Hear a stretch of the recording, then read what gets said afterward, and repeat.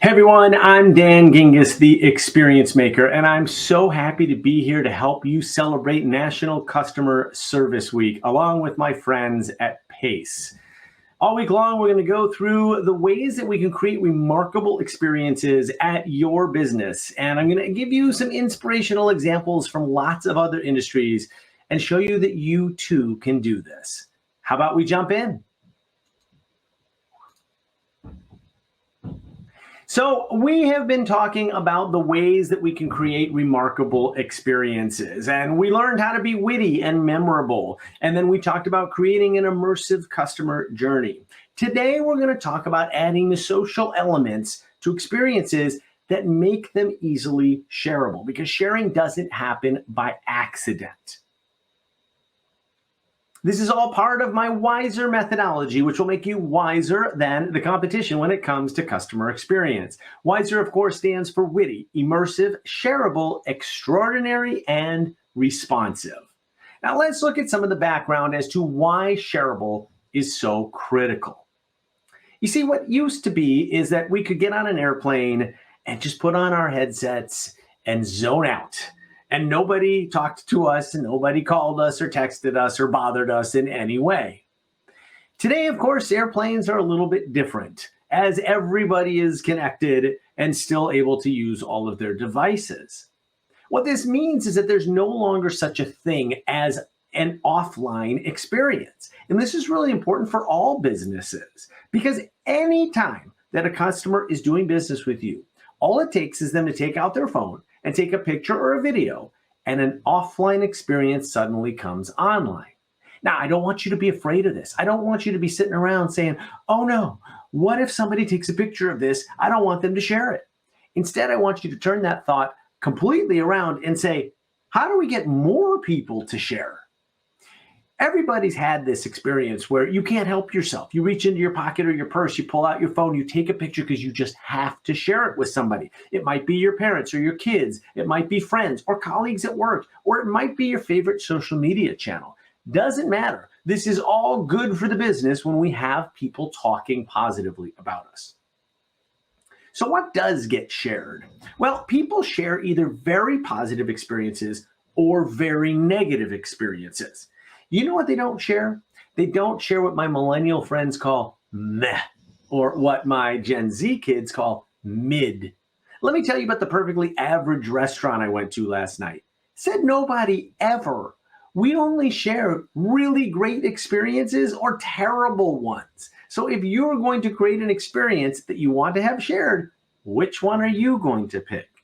You see, while 30% of consumers say that they would share a negative experience on social media or leave a negative review, almost 50% say the same thing about a positive experience. Now, translated, what that means is that people prefer to share positive experiences over negative ones. It's more fun to brag about a great experience that you had than to gripe about a bad one. So what's the problem then? Well, 2/3 of consumers cannot remember the last time that any brand exceeded their expectations. That is so sad. 2/3 of customers. But herein lies the opportunity for all of us. We can be that company that exceeds expectations that people want to talk about. That's being shareable. And as I said before, shareable does not happen by accident. Shareable requires strategy. It also doesn't happen just by telling people to share. In fact, people can find that rather annoying. Please follow us on Instagram and tag us and use our hashtag. And be sure to take a selfie over here at our selfie spot. You know, as a friend of mine likes to say, if you have to tell someone it's a selfie spot, it probably isn't. Why? Because selfies are supposed to be spontaneous. No one wants to take a selfie because someone told them to. When I was at Discover Card for almost 10 years, one of my favorite campaigns that we did was we sent a $5 gift card to all new customers. Now, you are looking at the entire package. Enjoy a $5 treat on us. There's a Starbucks gift card. That's it. No cross-sell, no upsell, no customer service number. Just thanks for being a customer.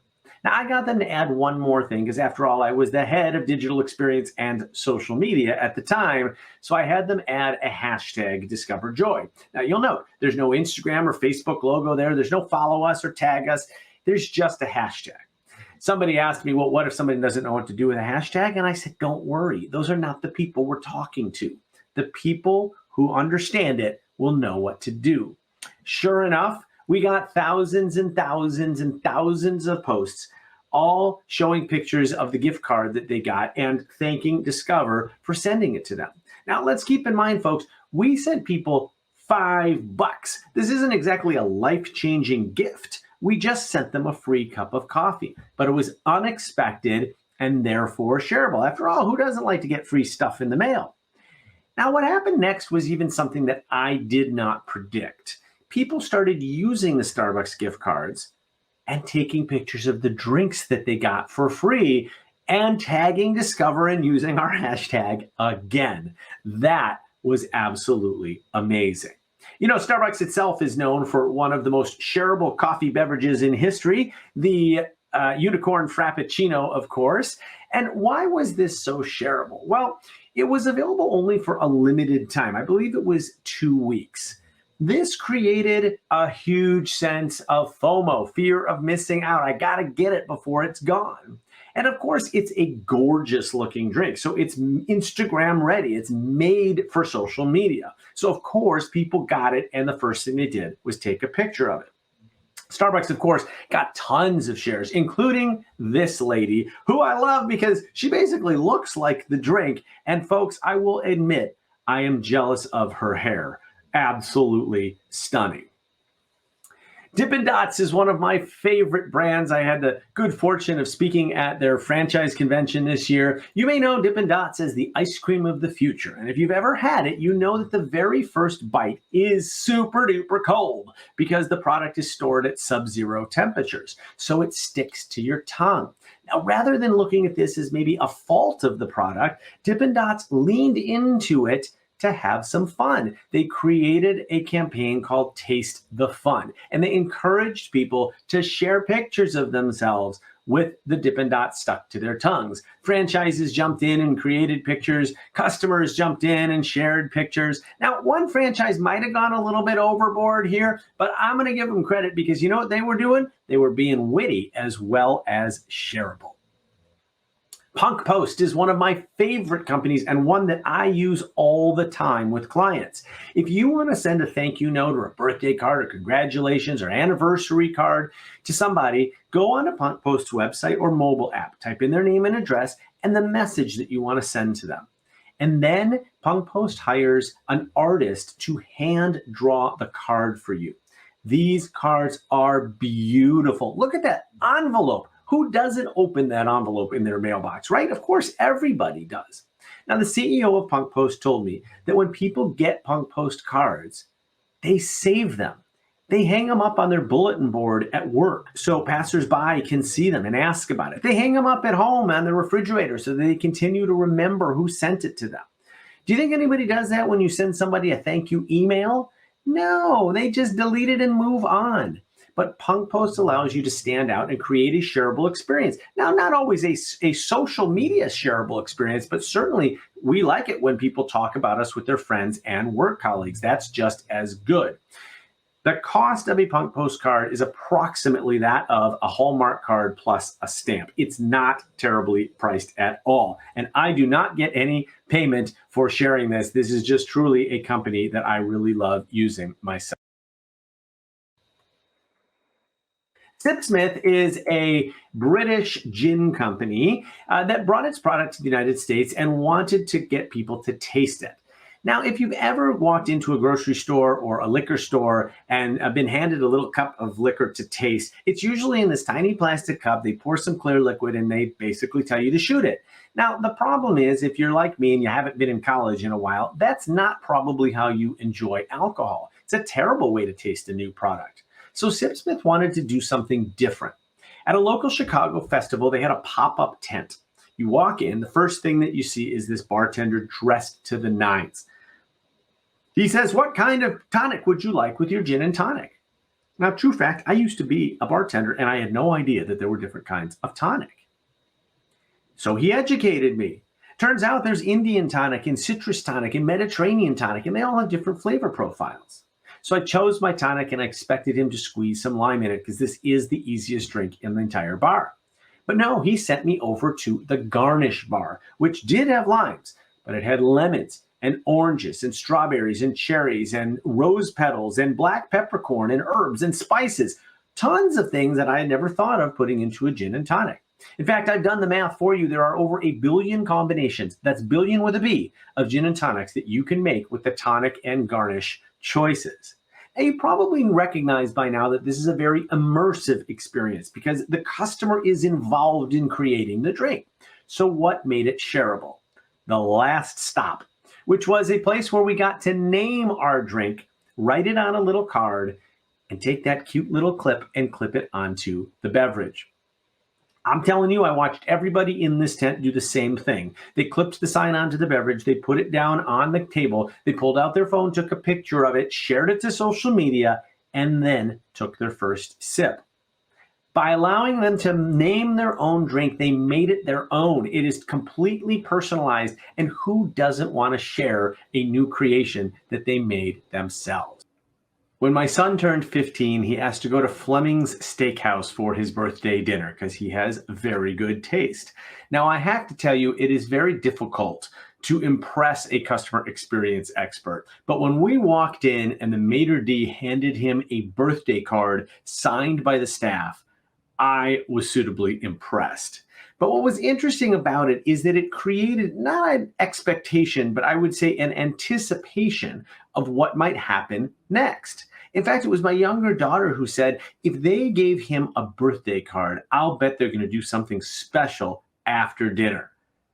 I'll bet, she said, they're not going to just give him a slice of cake and a candle. Which got me thinking, what the heck is wrong with a slice of cake and candle, especially when it's free for your birthday? Well, there's nothing wrong with it. But if we want to get to shareable, we got to do something that not every other restaurant does. And that's how Fleming came through with this gorgeous box of 4 handmade chocolates sitting on top of a plate spelled out, happy birthday spelled out in cocoa powder, and a sparkler. Because everyone knows a sparkler is cooler than a candle. Look I captured those individual sparks. Tell me this photo isn't Instagram ready. And sure enough, all 4 of us at the table. Nobody had to ask us. We all pulled out our phones. We all took a picture of this glorious dessert. The 2 adults shared to Facebook because that's what we adults do. The 2 kids shared to Snapchat because that's what the kids do. And just like that, Fleming's has 4 positive shares about a single experience. Now, I understand you're probably not in the restaurant business, but I want you to use this as a metaphor. Where in your business are you offering a candle and you could be offering a sparkler? Does a sparkler cost more? Not that I know of. Is it more operationally complex? No, it's just different and therefore better. We can all do this. Now, I like to practice what I preach, and so when I launched my new book, The Experience Maker, last year, I wanted to send it to 100 influencers in the customer service, customer experience space. And remember, I said those are difficult people to impress. They also had to have big social media following, so I was really setting the bar high. Now, if you're going to write a book whose subtitle is How to Create Remarkable Experiences That Your Customers Can't Wait to Share, you can't exactly put it into a yellow envelope and ship it to people because that's not very shareable.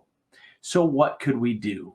Well, the answer came to me when my daughter returned back from a Girl Scout activity in which they had learned how to use a simple circuit by connecting a wire to a battery and a light bulb. Insert animated light bulb over Dan's head.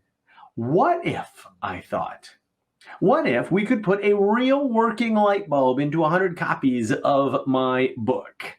What if we could then put it into a box that included a whole lot of other light up things like a light up yo-yo and a keychain and a necklace and a squish ball that was shaped like a light bulb? We put it in a box that actually looked like the book itself.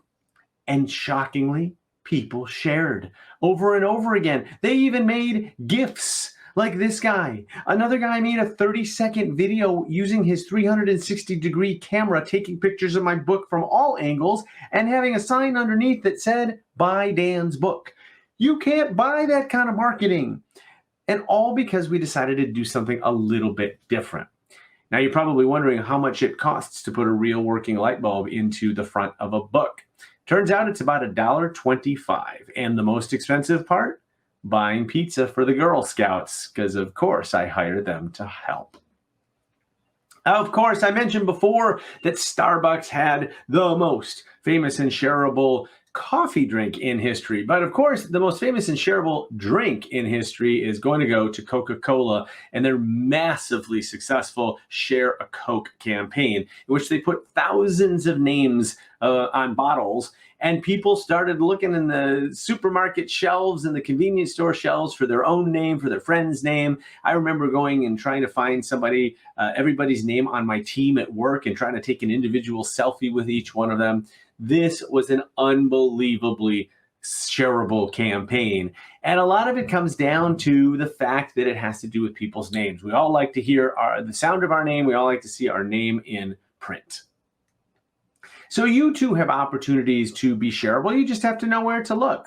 We talked about customer gifting, like Discover did with the Starbucks gift cards. Self-personalization, like Sipsmith did, allowing you to name your own drink.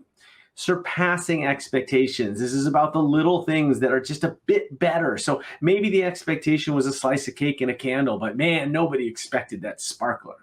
Acts of kindness are always going to be shareable, and celebrating accomplishments.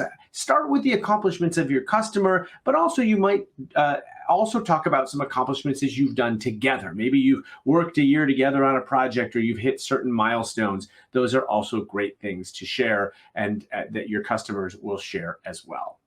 Thank you so much for being here. I hope you'll share how much you enjoyed this today, and we will see you next time for the final part of the series.